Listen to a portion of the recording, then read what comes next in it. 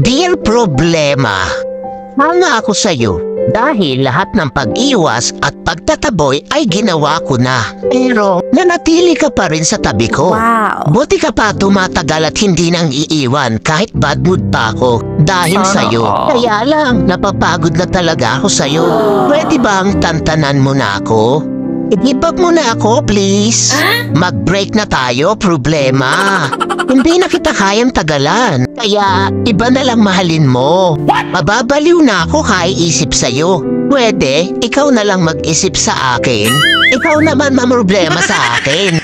At nakakapagtaka ka rin problema, no? Dahil wala namang nangyayari sa atin. Bakit nagkaanak ka? Dumami ka pa talaga. Hindi akin yan. Nagawa mo rin pala talaga akong lokohin, ha?